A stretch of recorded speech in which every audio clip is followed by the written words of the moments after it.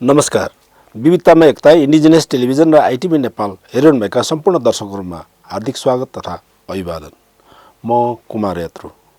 Indigenous television र आइटिभी नेपालबाट प्रसारण भइरहेको यो निरन्तर बहस कार्यक्रममा हामी समाजका विभिन्न पक्षहरूमा, खास गरिकन राजनीतिक, आर्थिक, सामाजिक, सांस्कृतिक पक्षहरूमा हामी छलफल र बहस गर्दै आइरहेका छौँ।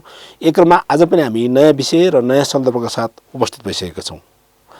आजको कार्यक्रममा हामी मूलतः अल्पसंख्यकको अधिकार सम्बन्धी कुराकानी गर्नेछौँ। अल्पसंख्यकको अधिकार सम्बन्धी संयुक्त राष्ट्र सङ्घीय घोषणापत्र पारित भएको पनि 30 वर्ष पुगिसकेको छ। यस सन्दर्भमा आजको कार्यक्रममा खास गरिकन आदिवासी महिला र मधेसी अनि त्यसपछि दलितहरूको सवालमा छलफल र बहस गर्नेछौँ। यो कार्यक्रम सञ्चार संस्था इन्डिजिनियस मिडिया फाउन्डेसन र डिग्निटी इनिसिएटिभले आयोजना गरेको बहस कार्यक्रमको झलकहरू हो। एक क्रममा आजको कार्यक्रममा हामी यही झलकहरूलाई प्रस्तुत गर्नेछौँ। कार्यक्रममा मुख्य वक्ताको रूपमा मानवाधिकार कर्मी टेक ताम्रकार, मधेसी अधिकार सम्बन्धी कार्यरत तुलनारायण शाह र आदिवासी महिला अधिकार कर्मी कैलाश राई सहभागी हुनुहुन्छ। कार्यक्रममा उहाँहरूले आफ्नो आफ्नो सरकार राख्नुभएको थियो। सबैभन्दा पहिले मानवाधिकार कर्मी कानुनविद टेक ताम्रकारले अल्पसंख्यकको सवाल र सरकारहरू यसरी राख्नुभएको थियो। 4वटा पिलरको कुरा चाहिँ छ। महत्त्वपूर्ण पहिलो पिलर चाहिँ वास्तवमा आइडेन्टिटी हो, सेल्फ डिटर्मिनेसन भनेर भन्छ। चाहे त्यो रिलिजियस पर्सपेक्टिभ नै किन नहोस्, चाहे त्यो आर्थिक, सामाजिक, राजनीतिक विभिन्न पर्सपेक्टिभको हिसाबले उसको पहिचानको चाहिँ वास्तवमा सम्बोधन भएको छ कि छैन, उसको आत्मनिर्णयको अधिकारको सम्बोधन भएको छ कि छैन भन्ने प्रश्नलाई अल्पसंख्यकका अधिकारसँग सम्बन्धित अन्तर्राष्ट्रिय दस्तावेजहरूले उल्लेख गरे अवस्था चाहिँ हो। दोस्रो महत्त्वपूर्ण कुरा जसलाई मानवाधिकारको सिद्धान्तले पनि छुने प्रयास गर्छ, त्यो चाहिँ वास्तवमा अविभेदीय अधिकारसँग सम्बन्धित विषय हो। अविभेदीय अधिकारसँग सम्बन्धित विषयमा फेरि हामीले यसलाई सकारात्मक विभेद, अहिले हामीले सकारात्मक विभेद भन्ने शब्द उचित ठान्दैनौँ, आफ्नो ठाउँमा चाहिँ छ, तर यसलाई सकारात्मक एक्सन, एफर्मेटिभ एक्सनको रूपमा चाहिँ चिन्ने प्रयास गरिन्छ। त्यहाँ जो पछाडि परेको वर्ग चाहिँ छ, जसको पहिचानलाई राज्यले संरक्षण गर्न सकेका चाहिँ छैन, त्यसको लागि इनेबलिङ वातावरण बनाउनको लागि विशेष व्यवस्था राज्यले कायम गर्नुपर्छ भन्ने दृष्टिकोण दोस्रो। र तेस्रो महत्त्वपूर्ण दृष्टिकोण चाहिँ वास्तवमा सामाजिक, आर्थिक र सांस्कृतिक अधिकारको संरक्षण, जसमा फेरि राज्यले सकारात्मक मात्र होइन प्रोएक्टिभली इन्भल्भ हुनुपर्छ। त्यस्ता खालका चाहिँ विषयवस्तुहरूलाई सम्बोधन गराउनको लागि आवश्यक संयन्त्र बनाउनको लागि पनि राज्यलाई अलिकति अब्लिगेसन दिने हिसाबले उल्लेख गरे अवस्था चाहिँ छ। र त्यसका अलावा अन्य विभिन्न चाहिँ फ्रेमवर्कहरू जसलाई हामीले अन्तर्राष्ट्रिय दस्तावेज भनेर चिन्ने चाहिँ गर्छौँ ले उल्लेख गरेका अधिकारहरूको संरक्षण सम्वर्धनमा राज्य कति चाहिँ चनाखो छ, जवाबदेही छ भन्ने विषयलाई पनि यो चाहिँ वास्तवमा अल्पसंख्यक अधिकारसँग सम्बन्धित अन्तर्राष्ट्रिय दस्तावेजहरूले अनुमोदन गरे अवस्था चाहिँ छ। जहाँसम्म नेपालको संविधान र यसले उल्लेख गरे विषयवस्तु चाहिँ छ, मैले अघि एजेन्डामा हेरि चाहिँ रहेको थिएँ, त्यसको अनुमोदन र अनुवादको कुरा उल्लेख गरे चाहिँ छ। यो एकदमै एनालिसिसको विषय चाहिँ हो। यद्यपि एकदमै चाँडै हुनसक्छ, अहिले नै संविधानले कति डेलिभर गर्न सक्यो कि सकेन भन्ने विषयलाई क्रिटिकल एनालिसिस गर्नु उपयुक्त नहोला आफ्नो ठाउँमा चाहिँ छ। तर हामीले भन्ने गर्छौँ मर्निङ सोज द डेज, होइन, मर्निङले दिउँसोको अवस्था चाहिँ वास्तवमा प्रिडिक्ट गर्छ भन्ने दृष्टिकोणलाई मध्यनजर गर्ने हो भने हामी त्यति धेरै सकारात्मक हुनुपर्ने अवस्थामा चाहिँ छैनौँ अनफर्चुनेटली। यद्यपि संविधानले 32-33वटा फन्डामेन्टल राइट्सको कुराहरू उल्लेख गरेका छ, त्यसमा दर्जनौँ अधिकार चाहिँ अल्पसंख्यक अधिकारसँग सम्बन्धित चाहिँ छन्। सामाजिक आर्थिक अधिकारलाई पहिलोचोटि मौलिक अधिकारको रूपमा उल्लेख गरेका छ। सांस्कृतिक अधिकारलाई पहिलोचोटि चाहिँ वास्तवमा संविधानले मौलिक अधिकारको रूपमा उल्लेख गरेका छ।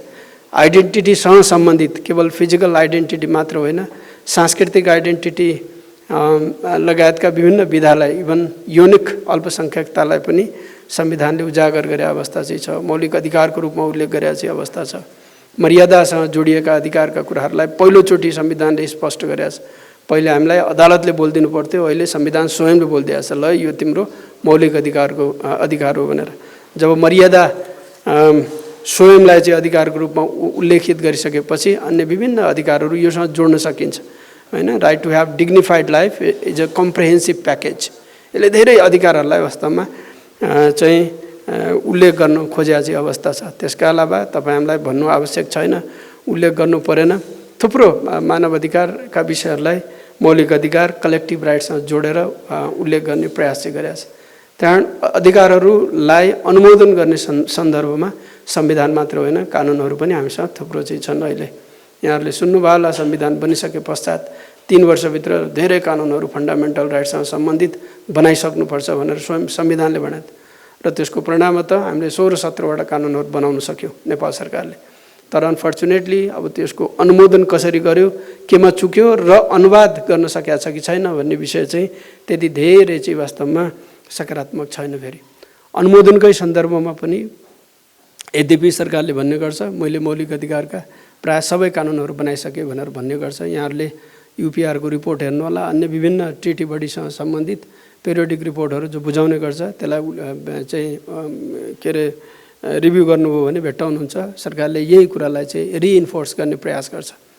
तर अब अल्पसङ्ख्यकका अधिकारको दृष्टिकोणले हेर्नुहोस्, 17वटा कानुनले अल्पसङ्ख्यकका अधिकारहरूलाई सम्बोधन गर्ने गरी यथेष्ट प्रयास गरेका छ कि छैन भन्ने प्रश्न चाहिँ मुख्य प्रश्न हो। हेर्नुहोस्, त्यसको एन्सर त्यति धेरै चाहिँ सन्तोषजनक छैन।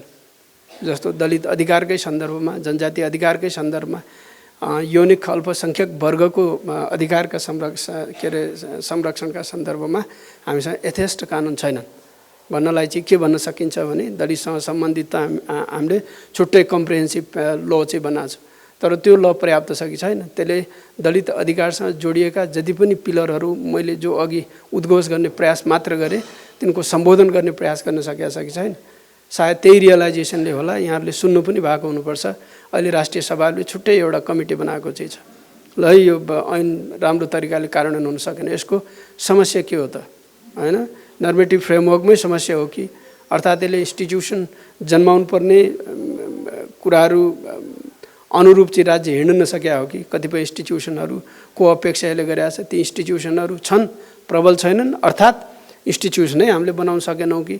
अब के चाहिँ हो वास्तवमा इन्स्टिट्युसनल इस्युज, नर्मेटिभ फ्रेमवर्कसँग जोडिया इस्युजहरू र व्यवहारसँग जोडिया इस्युजहरू, यो सबैको एनालिसिस गरेर एउटा रेकमेन्डेसन मलाई देऊ भनेर नेसनल एसेम्ब्लीले भने अवस्था चाहिँ छ। होइन, त्यो भन्नु पछाडिको कारणले के कुरा चाहिँ अनुमोदन गर्यो भने हामीसँग बनेको कानुन अपर्याप्त रहेछ भन्ने कुरा स्वयं राज्यले स्वीकारे अवस्था छ। यसै गरी मधेसी समुदायको अधिकारको क्षेत्रमा क्रियाशील तुलानारायण शाहले मधेसी समुदायको अवस्था र चुनौतीको बारे आफ्नो मत राख्नुभएको थियो। आदिवासी जनजाति, मधेसी समुदाय र महिला समग्रमा र त्यसपछि क्षेत्रको हिसाबले कर्णाली पिछडिएको र सीमान्तीकरणमा पर्यो भन्ने खालको भाषा 63 को अन्तरिम संविधानले स्वीकार गरेको थियो।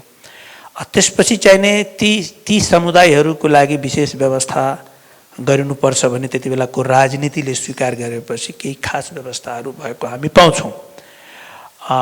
त्यो सबै सीमान्तकृतको लागि भयो, तर मधेसले त्यसमा अलिकति थप कुराहरू पाएको छुट्टै परिवेश छ। त्यो हाम्रो सामु स्पष्ट छ कि मधेसले केही थप कुराहरू पाएको छ। मधेसले त्यो थप कुराहरू प्राप्त गर्नको लागि थप कामहरू गरेको पनि हामी देख्दछौँ।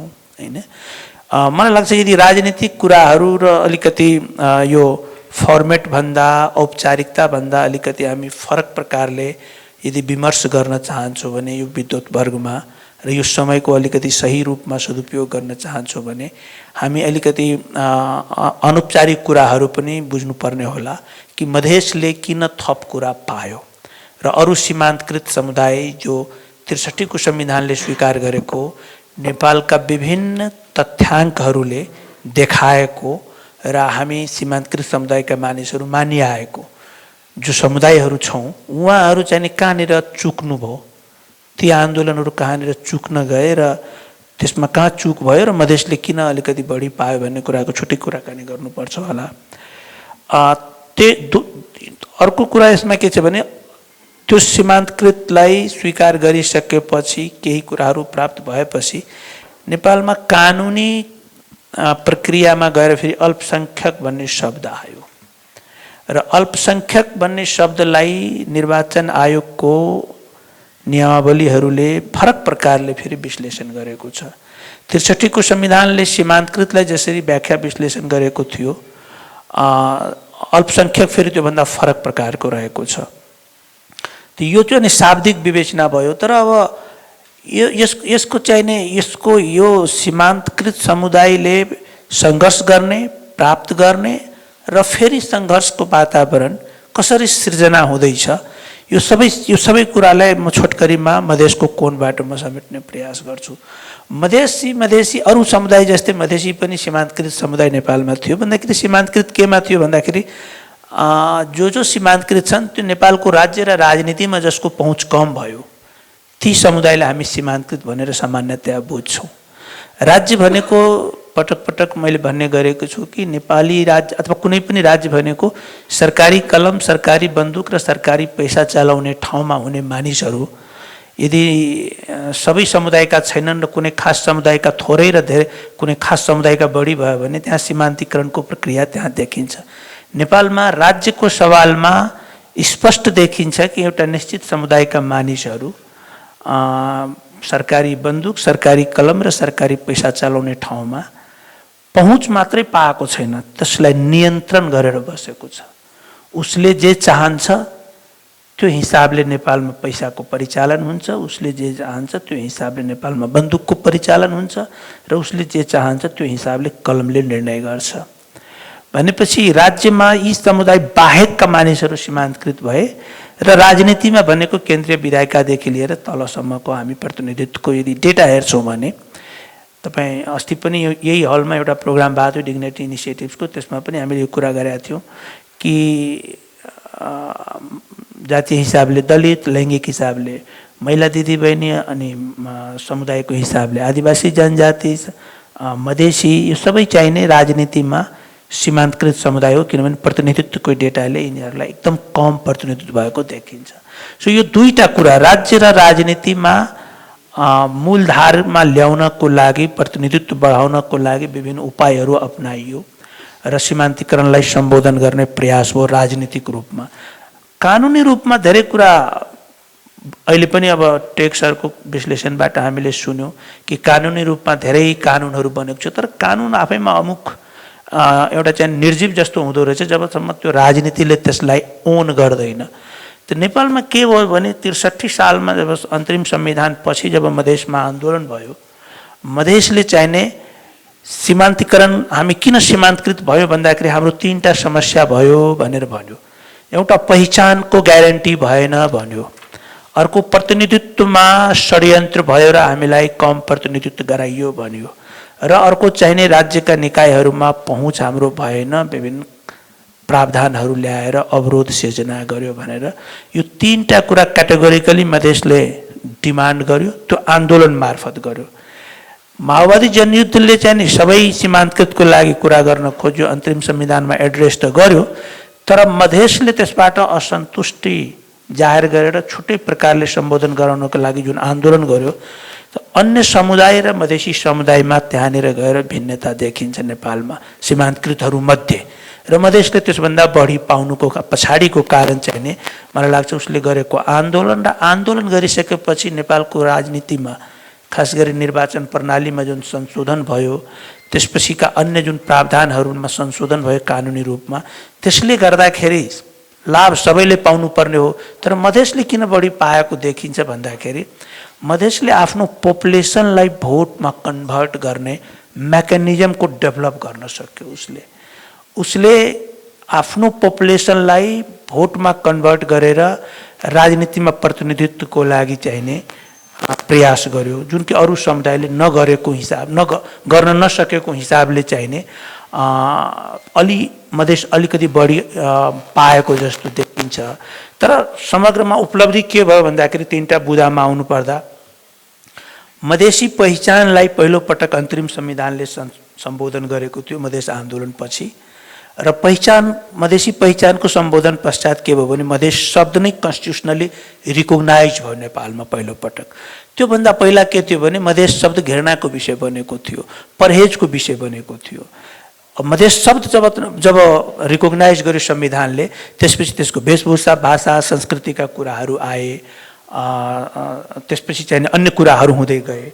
दोस्रो, प्रतिनिधित्वको लागि चाहिने निर्वाचन प्रणालीमा जुन संशोधन भयो त्यति बेला 2064 सालको संविधान सभाको निर्वाचन अगाडि 2टा संशोधन भएको थियो। एउटा चाहिने निर्वाचन क्षेत्रलाई पुनर्निर्धारण गरियो र जनसङ्ख्याको आधारमा मधेसमा निर्वाचन क्षेत्रको सङ्ख्या बढाइएको थियो। दोस्रो चाहिने प्रतिनिधित्वको लागि जुन समानुपातिक निर्वाचन प्रणाली अवलम्बन गरेको थियो राज्यले, त्यसमा क्लस्टरिङ गर्ने सवालमा बहुत चलाकीपूर्ण तरिकाले क्लस्टरिङ गरिएको थियो, जसलाई मधेसले संशोधन गराएर मधेसीको एउटा छुट्टै क्लस्टर राख्न लगाइएको थियो र खस आर्यको क्लस्टर त्यति बेला राखिएको थिएन। त्यसरी नै आदिवासी महिला अधिकार कर्मी कैलाश राईले महिला तथा आदिवासी आन्दोलनबारे आफ्नो मत यस्तो राख्नु भएको थियो। हाम्रो नेपाली समाज अहिलेको स्थितिमा आउँदाखेरि चाहिँ आवाजहरू यत्रतत्र सुनिन्छन्, किनभने आवाज उठाउने आफै त्यो कम्युनिटीको महिलाहरू हुनुहुन्छ होइन, त्यो कम्युनिटीको हाम्रो समस्याहरू यी छन् भनेर चाहिँ छ। तर अब त्यो आवाजहरू कसले सुनिरहेछ कि छैन भन्ने हिसाबले हेर्दाखेरि चाहिँ समुदायभित्रै पनि कम सुनिएका छन् एउटा चाहिँ है।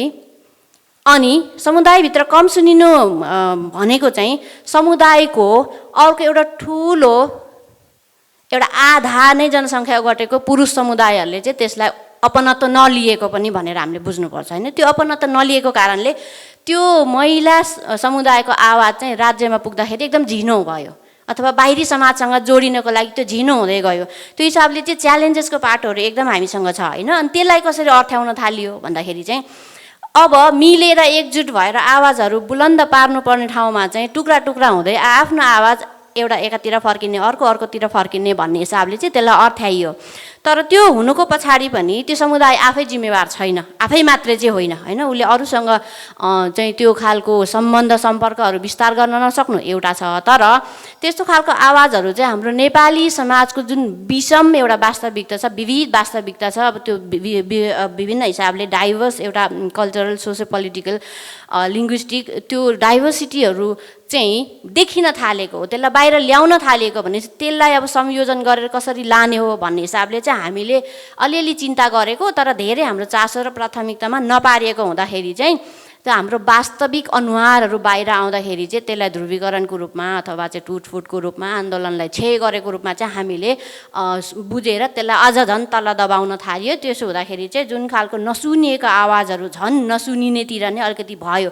त्यसले गर्दा चाहिँ एउटा साइलेन्सको त्यो साइलेन्सिङ हुन्छ नि एउटा कल्चर के अलिकति मौन रूपमा त्यो विषयवस्तुमा अलिअलि थाहा भयो जस्तो पनि नभए जस्तो पनि, थाहा भए पनि चुप लाग्ने, थाहा नहुँदाखेरि त झनै चुपै लाग्ने भनेर एउटा खालको इग्नोरेन्सको एउटा लेभल चाहिँ अब त्यस्तो खालको हिसाबले चाहिँ हामीले अलिकति अहिले देख्न सक्छौँ होइन। त्यसले गर्दाखेरि अझै पनि हरेक कम्युनिटीको चाहिँ जेन्डरको डाइमेन्सनबाट चाहिँ हामीले एकदम धेरै काम गर्नुपर्ने एकदमै बाँकी नै छ होइन। आदिवासी जनजाति समुदायकोमा अलिकति आउँछु। आदिवासी जनजाति समुदायलाई चाहिँ कम्पेरिटिभली अरू नेपालको अरू कम्युनिटीहरूभन्दा चाहिँ जेन्डर ब्यालेन्स भएको अथवा वुमेन आर मोर इम्पावर्ड होइन, इकोनोमिकली उनीहरू चाहिँ इम्पावर्ड छन् अनि उनीहरूको मोबिलिटी चाहिँ हाई छ भन्ने हिसाबको थुप्रो खालको कुरा छ। हो त्यो छ, त्यसलाई हामीले नकार्न सक्दैनौँ किनभने त्यो चाहिँ उनीहरूको कल्चरल नर्म्सले दिएको कुरा हो, कल्चरल प्र्याक्टिसमा आएको पहिल्यैदेखिको कुरा हो।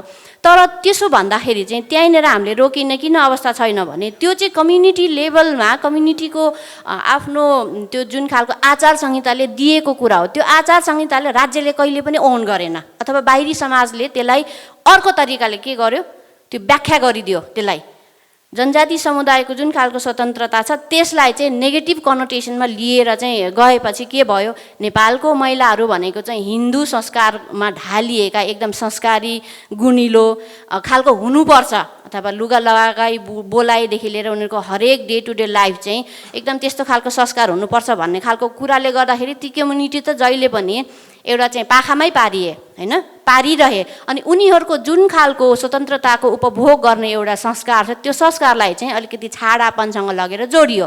त्यो भनेको चाहिँ हाम्रो नेपाली संस्कृतिमा महिलाले धान्नुपर्ने इज्जतमाथिको दाग हो भन्ने हिसाबले बुझ्न थाल्यो। त्यो भनेको चाहिँ त्यस्तो खालको कम्युनिटी हुनु भनेको चाहिँ नेपाली महिलाहरूको क्यारेक्टरिस्टिक्स होइन है भन्ने खालको कुराहरू भयो होइन। यस्तो खालको वर्गीकरण चाहिँ नेपालको कम्युनिटी हरेक कम्युनिटीको अथवा हरेक समुदायको हरेक धर्म हरेक क्षेत्रमा चाहिँ त्यो विभिन्न खालको त्यस्तो खालको क्याटेगोराइजेसन गर्दै गएपछि चाहिँ अझ महिलाहरूभित्रको असमानतालाई त्यसले एकदमै बढावा दियो होइन। त्यो महिलाहरूभित्रको असमानतालाई बढावा दिइराख्दाखेरि अब यहाँनिर एकदम हामीले फेरि पनि फर्किनै पर्ने चाहिँ आदिवासी जनजाति समुदायले के गरिरहेछ त त्यसमा भन्यो भने उसले पनि त्यही गरिरहेछ।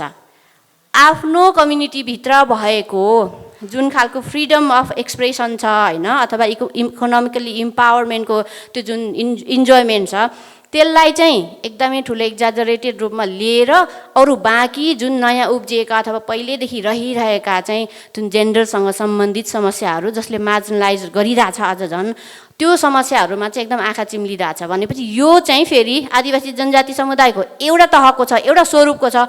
अरू दलित समुदायमा पनि त्यो स्वरूप छ, फेरि मधेसी समुदायमा पनि त्यो स्वरूप छ। त्यसको लागि चाहिँ अलिकति त्यो पुरुषहरू एउटा जत्था हुने, महिलाहरू अर्को जत्था हुने चाहिँ हरेक ठाउँमा हामीले देख्न सक्छौँ। धेरै धेरै धन्यवाद छ। मैले यहाँलाई समय रिमाइन्ड गराउन मात्र के लागेको थिएँ, यहाँले आफ्नो भनाइ अन्त्य गर्नुभयो, यसका लागि धेरै धेरै धन्यवाद छ। र महत्त्वपूर्ण कुराहरू आछन्, म पछि यहाँको बिचमा फेरि पनि आउनेछु।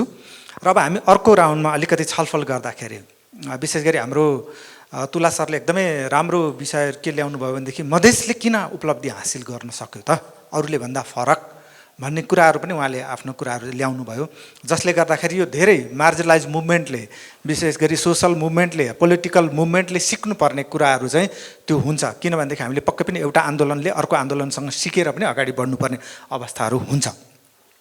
तर यो बिचमा मैले अर्को यहाँलाई एउटा के आग्रह गर्न खोजेँ भनेदेखि जस्तै मधेस एउटा बल्क हो हैन, त्यो एउटा बल्कभित्र चाहिँ त्यहाँ चाहिँ एउटा इन्टरसेक्सनालिटीको कुराहरू पनि छन्। त्यो भित्र गएर त्यहाँ रिलिजियस माइनोरिटीहरू विशेष गरी मुस्लिम समुदायहरू छन्, त्यो भित्र दलितहरू छन्, त्यो भित्र अन्य सीमान्तकृत अल्पसङ्ख्यक आदिवासीहरूको कुराहरू पनि छ।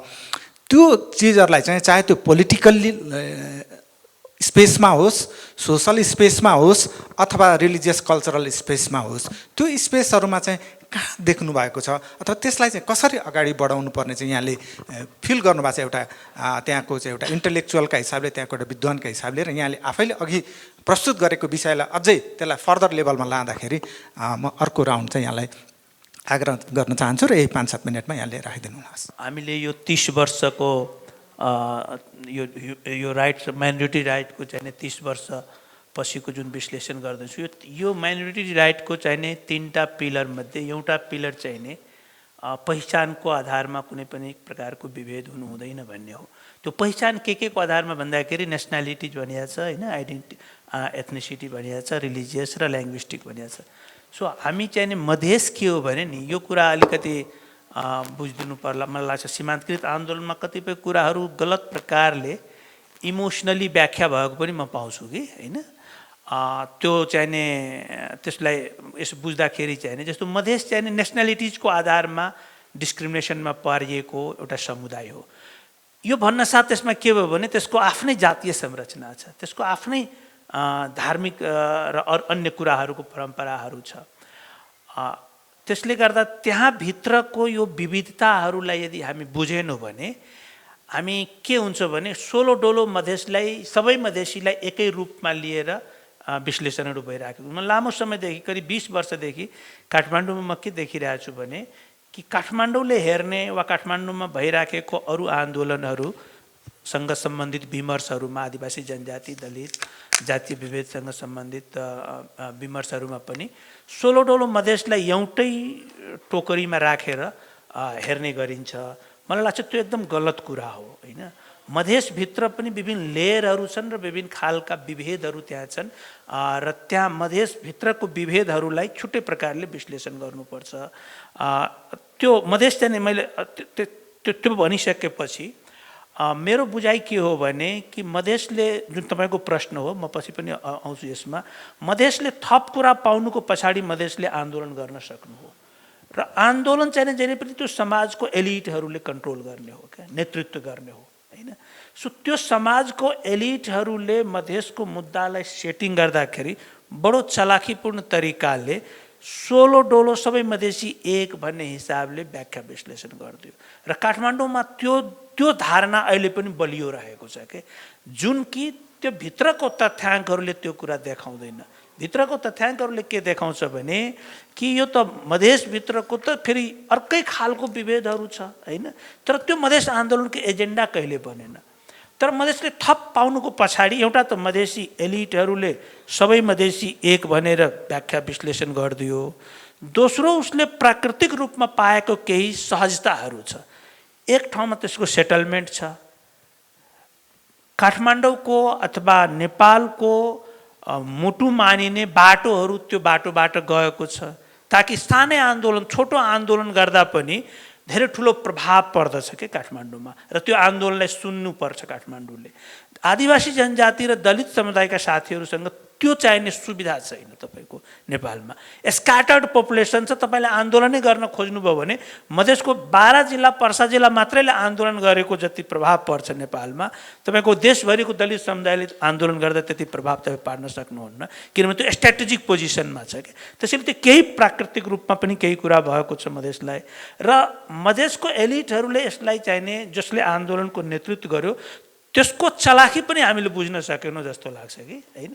म त लामो समयसम्म के देखेँ भने मधेसमा चाहिँ मधेसको नाममा यहाँनिर चाहिँ जातीय विभेदको डिबेटहरू हुँदाखेरि पनि जो मधेसमा जातीय विभेद गरिरहेको छ त्यो यहाँ चाहिने जातीय विभेदको विरोध गरिराखेको देख्छु कि म काठमाडौँको डिबेटमा हैन। सो यो चाहिँ यो सबै कुराको जडमा के हो भने कि how you articulate the things, कि तपाईँ कसरी आफ्नो मुद्दाहरूलाई विश्लेषण गर्नुहुन्छ, उठान गर्नुहुन्छ भन्ने कुरासँग सम्बन्धित हो हैन। अब यति भनिसकेपछि म आजको दिनमा मधेसमा म के देख्दैछु भने कि मधेसभित्रको विविधताको बारेमा थप विमर्श हुनु जरुरी छ। र म चाहिने मलाई के लाग्छ भने यो नागरिक आन्दोलनमा लागेको अथवा मधेसको आन्दोलनमा लागेको यो सबैभन्दा ठुलो कुरा चाहिने आन्दोलनसँगको इमान्दारिता हो कि जस्तो लाग्छ कि हैन। ठुलो ठुलो गफ गरेर त गफ त गर्न सकिन्छ। एउटा सानो उदाहरण दिन्छु म हैन। मधेसमा आन्दोलन हुँदै थियो, हामी नागरिक समाज पनि त्यहाँ आन्दोलन गर्दै थियौँ। हामीले चाहिने केही इन्सिडेन्टहरू भयो, जस्तो कि आन्दोलन भइरहेको थियो, यहाँ मधेसका नेताहरू चाहिने सदनभित्र प्रधानमन्त्रीको निर्वाचनमा भाग लिँदै थियो। 2 दिन अगाडि के भन्यो भने हामी चाहिने संविधान मान्दिनु भन्यो। फेरि नयाँ संविधान अन्तर्गत सुशील कोइराला र केपी ओलीको बिचमा भोटिङ हुँदै थियो, सुशील कोइरालाले भोट हाल्दै थियो। हामी मधेस आन्दोलनमा नागरिक आन्दोलनको पक्षबाट काम गरिरहेका साथीहरूको बिचमा कुरा भयो कि यो इन्सिडेन्टलाई कसरी बुझ्ने तपाईँ आन्दोलनमा। मान्छे मरिराखेको छ, नाकाबन्दी भएको छ, अमरताल भएको छ, आन्दोलन गरिराखेको छु भन्छ, संविधान मान्दिनँ भनिरहेछ नेताहरू, तर त्यही संविधानलाई फेरि फलो गरेर प्रधानमन्त्रीको निर्वाचनमा भोट हाल्दैछ भनेपछि हाम्रो बिचमा एउटा आइडियोलोजिकल डिफरेन्स के आयो भने होइन यसमा हामी मौन बस्नुपर्छ भन्ने कुरा भयो क्या। मैले भने यो म मौन बस्न सक्दिनँ, यो चाहिँ नि आन्दोलनसँग गद्दारी हो, शहीदहरूसँगको गद्दारी हो भनेर भनेपछि त्यहाँबाट हाम्रो नागरिक आन्दोलनमा डिफरेन्सेसहरू आयो क्या। दोस्रो म एउटा उदाहरण दिन्छु कि अल्पसङ्ख्यकको नाममा राष्ट्रिय सभामा सिट वितरण गरियो, एउटा सिट छ अल्पसङ्ख्यकको नाममा। अल्पसङ्ख्यकको नाममा त्यो निर्वाचन आयोगले नियम के बनाएको छ भने कि 0.5% भन्दा कम जनसङ्ख्या भएको जुन जात छ सबै अल्पसङ्ख्यक भयो भन्दाखेरि ती जातहरू सबै यहाँ प्रतिनिधित्व गर्न पाउने भए। अब त्यसमा हाम्रो मध्य प्रदेशबाट एकजना चाहिँ नि कर्णजीले प्रतिनिधित्व पाउनुभयो, दोस्रो पटक अहिले चाहिँ नि राजपूतजीले प्रतिनिधित्व पाउनुभयो हैन। उहाँहरूको जनसङ्ख्या कम छ तर अरू सबै इन्डिकेटरमा उहाँहरू चाहिँ अगाडि हुनुहुन्छ के। मैले त के सोचिराखेको थिएँ भने कि यो अल्पसङ्ख्यकमा त युक्ति मरिक टाइपको मान्छे जो डोम समुदायबाट हुनुहुन्छ, बिएल पढ्नु भएको छ, छोरालाई मेडिकल पढाउँदै हुनुहुन्छ, जातीय विभेदमा यत्रो सङ्घर्ष गर्नुभयो, उहाँहरूको लागि पार्टीहरूले कुरा गर्ला, मधेसको पार्टीहरूले जो अन्य कुनै तरिकाबाट प्रतिनिधित्व पाउँदैन। यहाँ त जो सधैँभरि प्रतिनिधित्व पाइराखेको छ ती समुदाय आउँदो रहेछ।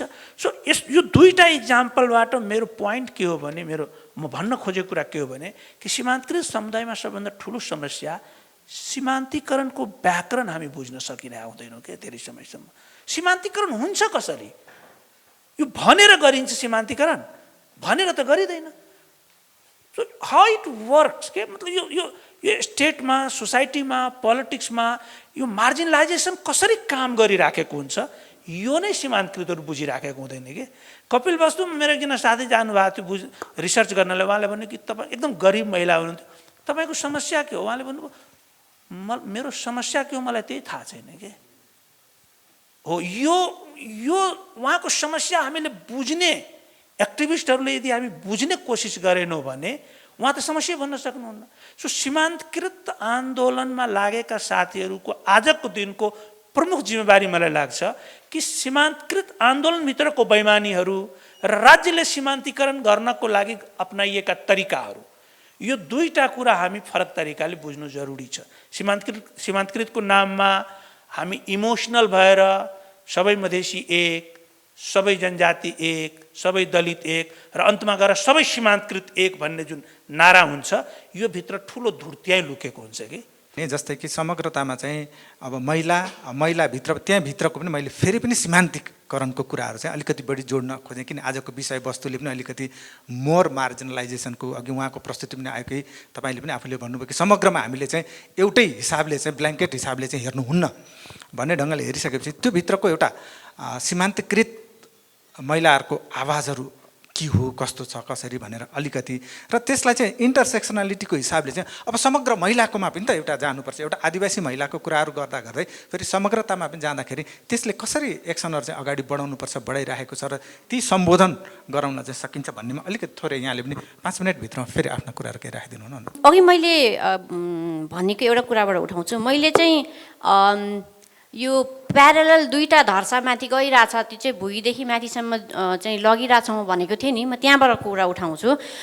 त्यो चाहिँ त्यो दुईटा धर्सा भनेको चाहिँ जेन्डरको हिसाबले मैले भनेको है, त्यो चाहिँ एउटा पावर पोलिटिक्स होइन, अनि रिसोर्स मोबिलाइजेसनदेखि लिएर त्यसमा चाहिँ एक्सेस राख्ने, त्यसको कन्ट्रोल राख्नेदेखि लिएर त्यसलाई चाहिँ डिस्ट्रिब्युट गर्नेसम्मको चाहिँ त्यो लाइनले चाहिँ त्यो पावर दिन्छ भनेर अब हामीले मान्छौँ होइन। त्यो पावरमा चाहिँ त्यो कम्युनिटीको हरेक कम्युनिटीको अथवा हरेक समूहहरूको जुन खालको त्यो जेन्डरको पावर डाइनामिक्स छ, त्यो जेन्डरको पावर डाइनामिक्समा पुरुषहरूको इफोर्टले चाहिँ अलिक धेरै अलिक ठुलो रिसोर्स भएको अथवा पोलिसी लेभलमा अलि बढी उनीहरूको आवाज सुन्न सक्ने एउटा स्थानमा पुर्याउँछ भन्ने, महिलाहरूको चाहिँ अलरेडी एउटा सानो रिसोर्स भएको एउटा ठाउँमा पुर्याउँछ र त्यो रिसोर्स भएको ठाउँमा पुग्ने महिलाहरू कहाँ हुन्छन् अथवा कुन वर्गको, कुन भेगको, उनीहरूको कुन हैसियतको हुन्छ भन्ने हिसाबले हामीले हेर्ने हो भनेदेखि चाहिँ तपाईँले भन्नुभएको इन्टरसेक्सनालिटीको कुरा चाहिँ यहाँ कहाँ जोडिन्छ भने फेरि पनि एकदम यो गएको 30 वर्ष र 30 वर्षभन्दा अगाडिको कतिौँ वर्षदेखि चाहिँ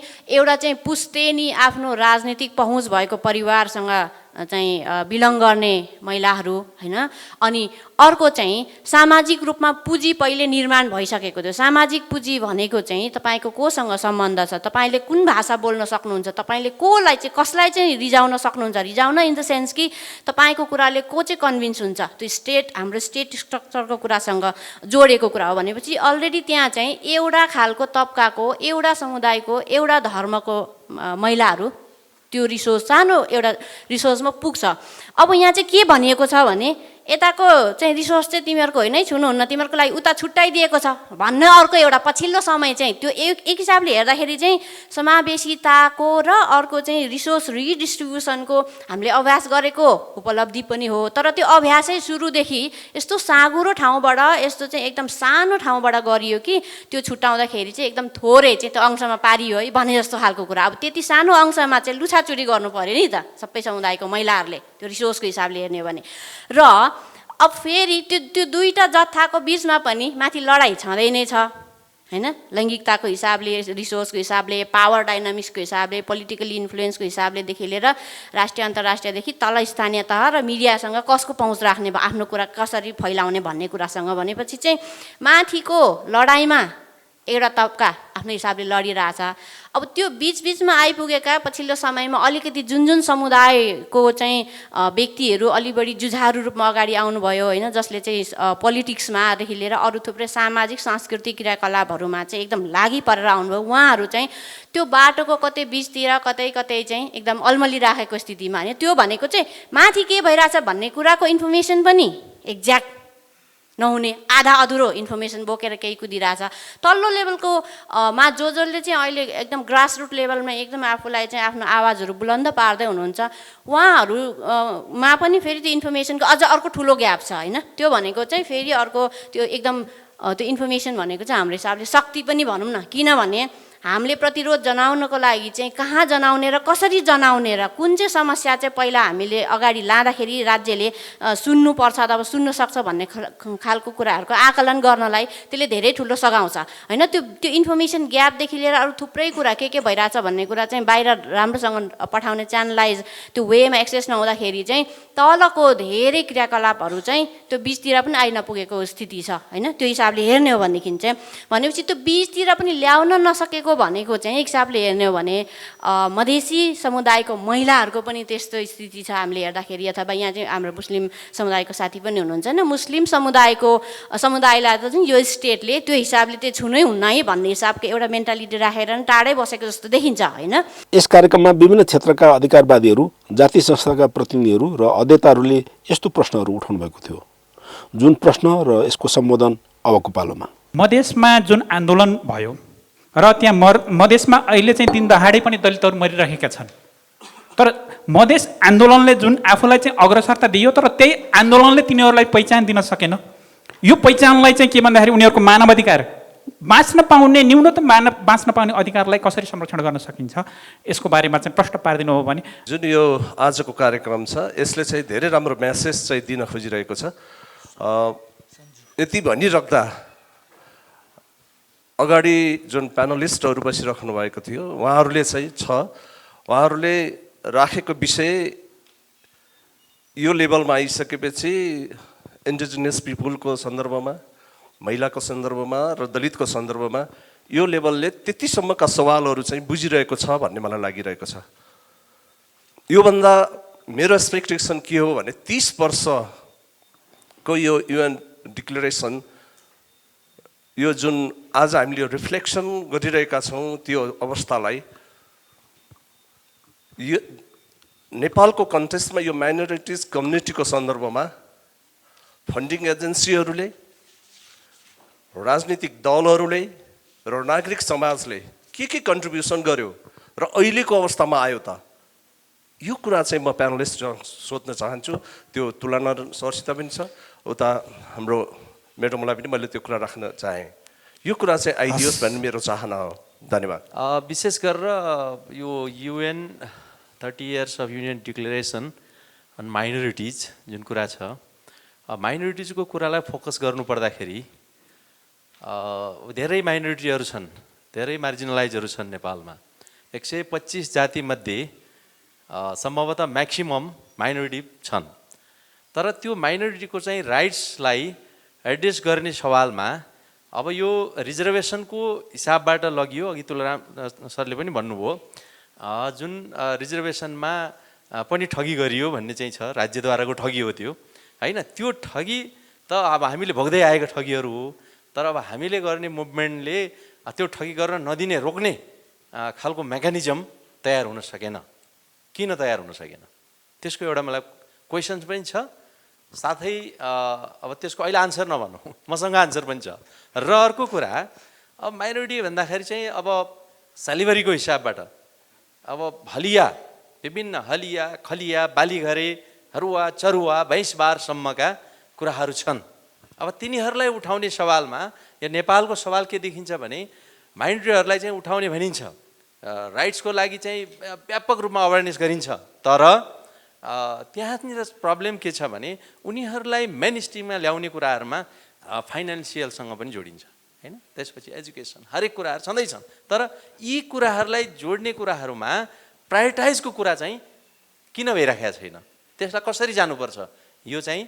र अर्को चाहिँ मैले चाहिँ म्याडमलाई पनि म एड्रेस गर्न चाहन्छु कि अर्को कुरा के छ भने जस्तो हामीले चाहिँ मुभमेन्ट भनिन्छ, अब यो आफूले मात्र मुभमेन्ट गर्ने हो कि अल सीमान्तिक मार्जिनलाइजको चाहिँ एउटा चाहिँ फोरम बनाउने हो, एउटा नेटवर्क बनाउने हो, स्ट्रङ नेटवर्क। किनभने प्रोपोर्सनल रिप्रेजेन्टेसन जुन हामीले प्रोपोर्सनल चाहिँ खोजिरहेछौँ all level of the state, त्यो कुरालाई चाहिँ कसरी लाने अब, that's I want to know. Thank you. धन्यवाद छ। हाम्रो कमलजी। सबैलाई नमस्कार। सबैभन्दा पहिला त म विज्ञ सर म्याडमहरूलाई धन्यवाद दिन चाहन्छु, एकदमै मेन ढङ्गबाट चाहिँ विश्लेषण गर्नुभएको छ। र मेरो प्रश्न जिज्ञासा चाहिँ विशेष गरी तुलनारायण सरलाई चाहिँ छ। ह्युमिलेसनको एउटा छ, अर्को आरक्षणको छ, र अर्को चाहिँ यो पपुलेसनको कुराहरू छ। ह्युमिलेसनको सन्दर्भमा हामीलाई पनि थाहा छ 62-63 सालको आन्दोलनभन्दा अगाडि मधेसी भन्ने बित्तिकै एकदमै ह्युमिलेसन फिल गर्थे। त्यस्तै गरी मधेसी समुदाय मात्रै होइन, खस क्षेत्रीहरू पनि खस भन्ने बित्तिकै ह्युमिलेसन फिल गर्थे। तर यो 62-63 को आन्दोलन, त्यस्तै गरी तपाईँको यो मधेस आन्दोलनले गर्दाखेरि एउटा गर्वको विषय चाहिँ स्थापित भयो, मधेसी पनि खस समुदायको पनि। दलित समुदायको सन्दर्भमा अहिले हामीले रियल्ली भन्नुपर्दाखेरि कतिपय दलित समुदायका कमिङ जेनेरेसनहरू दलित भन्न आफूलाई रुचाउँदैनन्। प्लस चाहिँ दलित शब्द चाहिँ तपाईँको चाहिँ संविधान सभाबाट हटाउनुपर्छ भन्ने अर्को चाहिँ हुइम चाहिँ फैलाइराखेको छ। यसलाई चाहिँ कसरी स्थापित गर्ने, र अर्को आरक्षणको सन्दर्भमा आरक्षण इक्वल टु दलित अहिले समाजमा यसरी फैलिएको छ।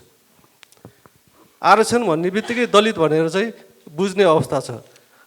45% कोटामा सबै समुदाय, जनजाति, महिला, त्यस्तै गरी खसारी सबै समुदाय छ। तर ती समुदायहरू त्यो विषयमा यसरी तपाईँको विषय उठान हुँदाखेरि अरू समुदाय बोलेको अवस्था छैन। र अर्को कुरा चाहिँ महत्त्वपूर्ण कुरा उठाउनु भएको छ हाम्रो तुलनारायण सरले, मधेसले आफ्नो पपुलेसनलाई भोटमा कन्भर्ट गर्यो। यो एकदमै सही पनि हो, त्यो के अरे एकदमै रियल पनि हो, र शक्ति पनि प्राप्त गरेको छ।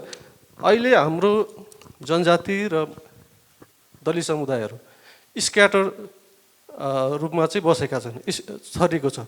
यो निर्वाचन प्रणालीमा कसरी चाहिँ यो पपुलेसनलाई भोटमा कन्भर्ट गर्न सकिन्छ, यही नै हो मेरो जिज्ञासा। हस् त। आइडेन्टिटीलाई जुन सोसियल प्रोटेक्सन गर्ने कुरा, प्रमोसन गर्ने कुराहरू त्यहाँ उल्लेख गरिएको छ। तर हाम्रो देशमाको अवस्थालाई हेर्ने हो भने सोसियल आइडेन्टिटीको आधारमा नै डिस्क्रिमिनेसन भएको छ, र डिस्क्रिमिनेसन मात्रै नभएर अझ स्टिग्माटाइजेसनसम्म भएको छ। त्यो कुरालाई कसरी सम्बोधन गर्न सकिन्छ भन्ने एउटा प्रश्न म तिनैजना प्यानलिस्टलाई राख्न चाहन्छु। अर्को कुरा चाहिँ हामीले थुप्रै यो समानुपातिक समावेशीको कुरा गऱ्यौँ। 2063 को अन्तरिम संविधानले 601 जना जुन संविधान सभा सदस्यहरूलाई लियो, त्यसैको आधारमा उहाँहरूको पहुँचको आधारमा अहिले चाहिँ यसरी पर्सेन्टेजको आधारमा क्याटेगोरी बनाएको कुरा हामी पाउँछौँ।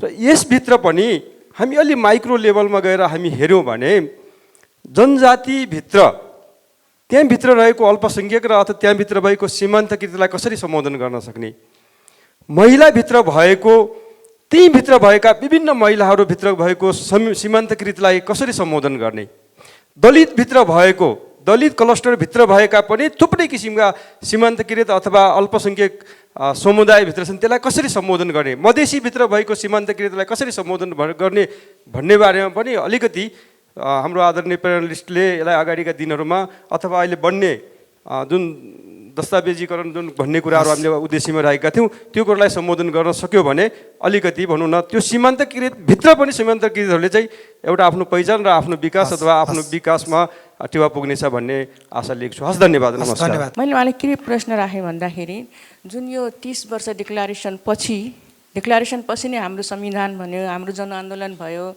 र समावेशी संविधान बन्यो, र एकदम inclusive, women friendly, gender friendly र इन्क्लुसिभ भन्छौँ हामी, होइन।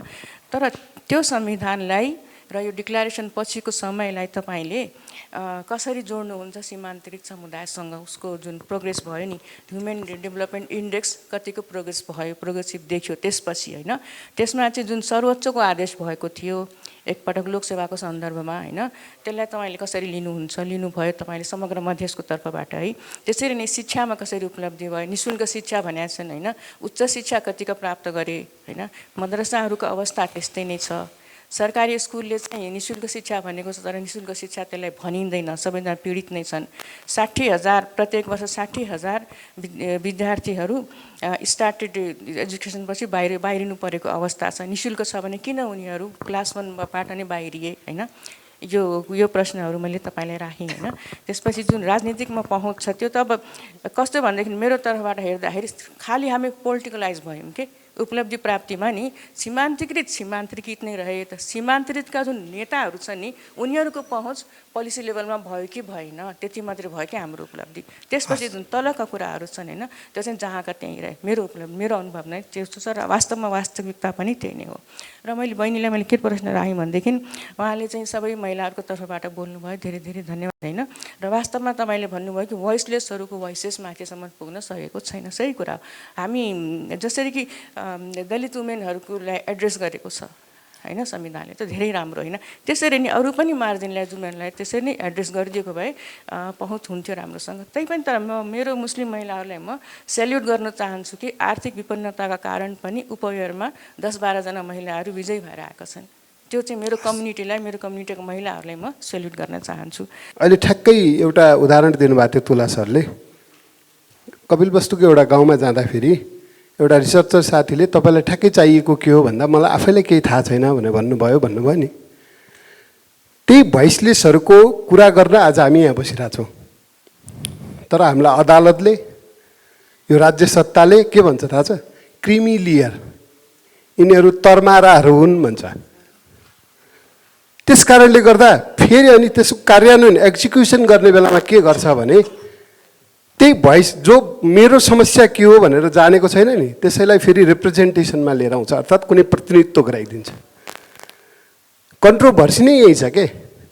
त्यस कारणले गर्दा यसलाई कसरी मेटाउने भन्ने विषयमा पनि हामीहरूले छलफल गर्नुपर्छ भन्ने मलाई लागेको छ। ठ्याक्कै यो कुरा तपाईँहरूले बुझ्नु। यसलाई चाहिँ अब हामीले कसरी व्याख्या गर्न सकिएला? तुलासरबाट कैलाशजीबाट आयो भने राम्रो हुन्छ भन्ने मलाई लागेको छ। हामी तरमारा र ती बोल्नै नसक्नेहरूको बिचको चाहिँ त्यो ग्यापलाई चाहिँ हामीले कसरी बुझाउने भन्ने कुरा पहिलो कुरा रह्यो। दोस्रो कुरा चाहिँ यो खसार्ने। हामी दलितहरूले लामो समयदेखि हामी पनि खसार्ने हौँ भन्दै आएको, तर ट्याक्क कन्स्टिट्युसन बन्ने बेलामा, संविधान बन्ने बेलामा ठ्याक्क त्यसलाई के गरियो?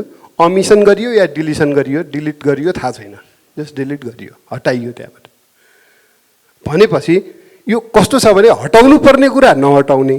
हामी लामो समयदेखि छुवाछुत छ, विभेद छ, यो हटाउनु पर्छ भनिरहेको छ। यसलाई हटाउनु उनीहरू बिस्तारै हट्छ भन्छन्, तर हामी खसार्ने हौँ र हामी दलित पनि हौँ भनिरहेका छौँ। त्यो चाहिँ फ्याट्टै हटाइदिन्छन्, एकैछिनमा हटाइदिन्छन्।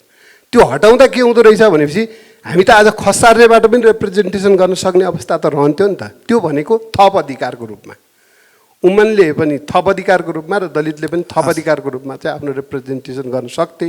तर त्यसबाट हटाउनका लागि यिनीहरू तयार हुन्छन्। यो बिचमा चाहिँ हामीहरूले कसरी एडभोकेसी गर्ने भन्ने कुरा छ। अहिले निर्वाचन ऐनको कुरा एकछिन छ। निर्वाचन ऐनको कुरा गर्ने हो र यो त निजामती कर्मचारीहरूको, यो निजामती भन्ने शब्द यो कर्मचारीहरूको ऐनको कुरा गर्ने हो भने त अहिले बन्दैछ मलाई लाग्छ। यो रिभ्यू पनि भइरहेछ। हाम्रो यो पार्टिसिपेसन, यसको फर्मुलेसन प्रक्रिया अघि टेक सरले भन्नुभएको थियो नि, त्यसमै चाहिँ डिफल्ट छ के। कुनै ठाउँमा पनि पार्टिसिपेसन गराइदिँदैन। गराउने कुरा के छ भने अहिलेको पार्लियामेन्टमा गएका साथीहरूको जुन हाम्रो कम्युनिटीको प्रतिनिधित्व गरेर जानुहुन्छ उहाँहरूलाई मैले अन्यथा भन्न खोजेको होइन। फेरि ठ्याक्कै अघि तुला सरले भने जस्तै छ। समस्या के हो भन्दा समस्या केही पनि छैन, थाहै छैन, केही पनि छैन भन्दा पनि थाहै छैन। त्यो उसबाट चाहिँ हामीहरू कसरी भनौँ न एकअर्कामा चाहिँ हामीहरू यसमा मन्थन गर्ने भन्ने कुरा चाहिँ एउटा कुरा छ। अब मेरो लास्ट कुरा, यसको सल्युसन भनेको एउटै कुरा हो। संविधानले हामीलाई त्यो फाइदा दिएको छ अर्थात् त्यो सुविधा दिएको छ।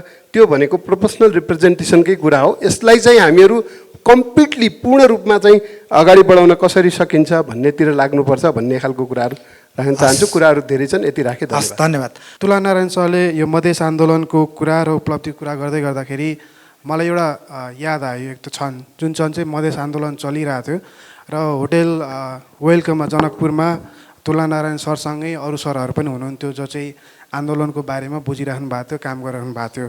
त्यो हलमा मैले पनि प्रवेश गर्ने मौका पाएको थिएँ र मैले कुरा गरेको थिएँ। यो आन्दोलन, मधेसको आन्दोलन चलिराख्दाखेरि दलितको कुरा सँगसँगै किन नउठाउने भन्दाखेरि चाहिँ तुलानारायण सरलाई याद नहुन सक्छ, तर मलाई त्यो स्मरण छ, त्यही भएर मलाई त्यो भन्नु मात्रै खोजेको।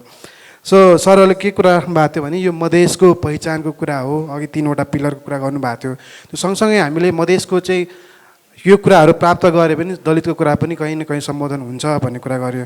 आजको यत्रो वर्षपछि 63 पछिको आन्दोलनपछि यहाँसम्म आइपुग्दाखेरि यो जति पनि उपलब्धिको कुराहरू गर्नुभयो, मधेस आन्दोलनले धेरै उपलब्धि पाए भन्ने कुराहरू गर्नुभएको छ।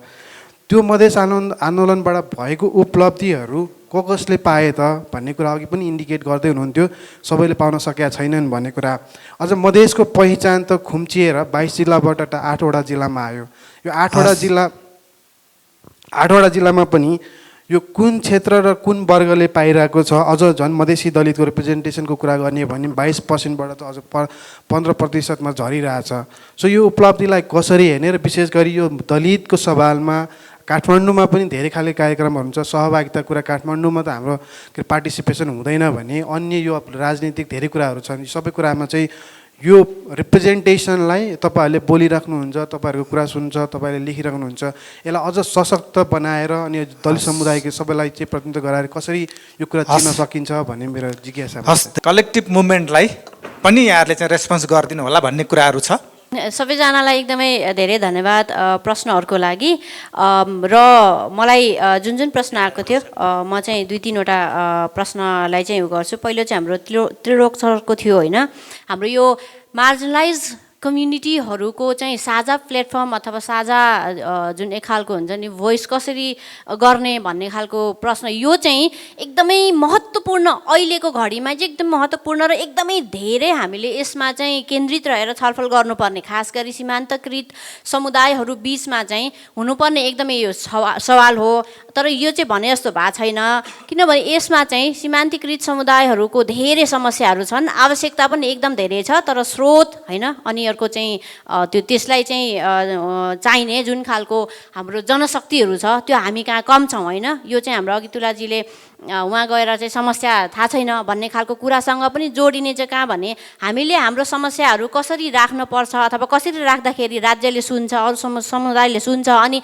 हामी एक आपसमै भनौँ न तपाईँहरू यहाँ टेबलमा हुनुहुन्छ, यो हरेक टेबललाई एउटा सीमान्तकृत समुदायको एउटा मान्ने हो भने यो टेबल बिचको पुलेसो खोइ त हामीले त्यो पुलेसो चाहिँ पहिला निर्माण गर्नु पर्यो। किनभने यो समूहले के सोचिरहेछ, यो समूहको समस्या के हो, यो टेबलमा भएको समूहको सँग चाहिँ त्यो अन्तर्क्रियात्मक हिसाबले भइरहेको छैन। त्यो भनेको चाहिँ हाम्रो जति पनि क्लस्टर वाइज हाम्रो सीमान्तकृत समुदायहरू छौँ, हामी एक अर्काको बिचमा हाम्रो समस्याहरूलाई लिएर, हाम्रो सरकारहरूलाई लिएर र हाम्रो त्यो समाधानको उपायहरू चाहिँ के हुन सक्छन् र त्यसमा हाम्रो साझा के हुनसक्छ, त्यसमा हाम्रो साझामा इफोर्ट कति लाउने, अनि अर्को चाहिँ फेरि सबै साझा हुँदैनन्, हाम्रो आफ्नो स्ट्यान्ड अलोन मुद्दाहरू हुन्छ जुन चाहिँ पर्टिकुलर समुदायले नै त्यसलाई अगाडि बढाउनु पर्ने हुन्छ र उसैले चाहिँ इफोर्ट लाउनु पर्ने हुन्छ। त्यस्तो कुराको लागि चाहिँ बाधा कसरी नहाल्ने भन्ने हिसाबले हामीले अलिकति राम्रोसँग सोच्न सक्यो भने त्यो राम्रो हुन्छ होला भन्ने मैले अहिले यति भने। यो चाहिँ एकदम धेरै अरू पनि एस्पेक्टबाट छलफल गर्नुपर्ने कुरा छ होइन। अर्को चाहिँ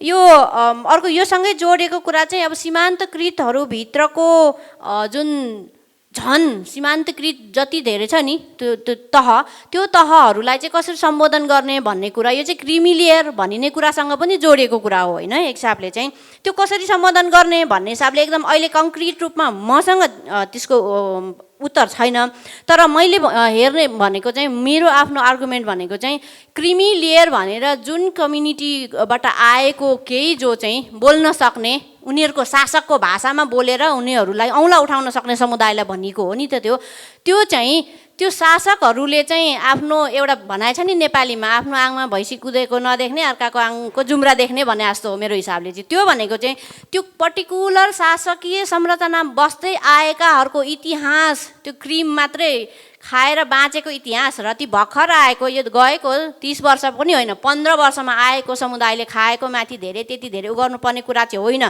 यो चाहिँ हाम्रो स्रोत साधनहरू रिडिस्ट्रिब्युट गर्दाखेरिको चाहिँ एउटा संरचनामा, त्यो संरचनामा प्रतिस्पर्धा गर्न सक्ने समुदायबाट त्यस्तो खालको व्यक्ति आउने हो। त्यो समुदायको व्यक्तिहरूले चाहिँ अब त्यो आरोप खेप्दै आफ्नो समुदायलाई कसरी अगाडि लैजाने, आफूभन्दा मुनि रहेको आफ्नो आवाजको खाँचो भएको समुदायलाई चाहिँ कसरी अगाडि लैजाने भन्ने कुरासँग जोडिन्छ। अनि अर्को एउटा कुरा मेरो एउटा मात्रै थप्छु, अघि हाम्रो तुला सर अनि यता सरले पनि भन्नुभएको कुरा चाहिँ समस्या नै थाहा छैन कि हामीलाई, त्यो भनेको चाहिँ हाम्रो पर्टिकुलर समुदायको समस्या हो।